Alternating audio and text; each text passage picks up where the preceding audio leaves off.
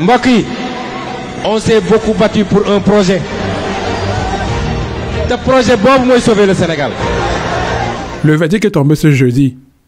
Un tribunal sénégalais a condamné l'opposant Ousmane Sonko à 2 mois de prison avec sursis. Il est condamné pour diffamation à l'égard d'un ministre, mais relaxé pour les accusations de faux et usage de faux. Mais il ne perd pas pour autant ses droits civiques. Absent à l'audience, Sonko devra aussi verser 200 millions de francs CFA, l'équivalent de 303 000 €, au ministre du Tourisme Mam Mbaye Niang. Le procureur avait de son côté requis 2 ans de prison, dont 1 an de prison ferme, et avait également demandé le lancement d'un mandat d'arrêt contre Ousmane Sonko. L'opposant ne perdra donc pas ses droits civiques. Rappelez-vous, c'était ça le principal enjeu de ce procès, car en cas de condamnation définitive à une longue peine de prison, il aurait pu être empêché de se présenter à l'élection présidentielle de février 2024.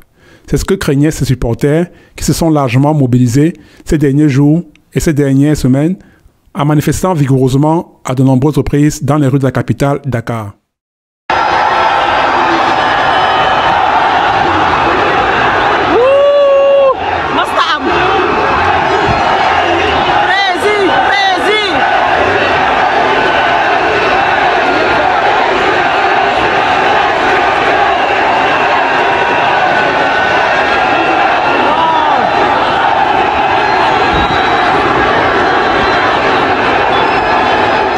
Monsieur Sonko maintient avoir été victime d'une tentative d'assassinat le 16 mars.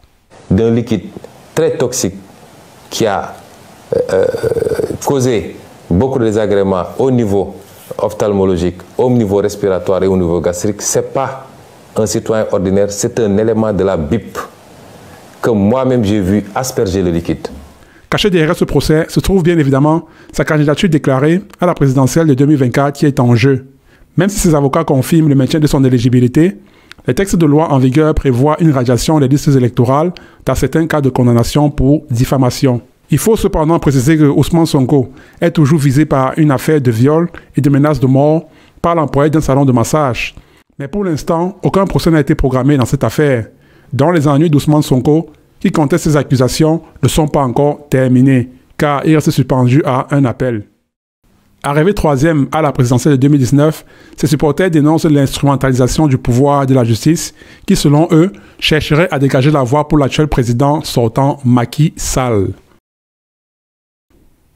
Au Sénégal, l'incertitude créée par le chef de l'État quant à son intention d'ignorer les objections constitutionnelles attise les tensions.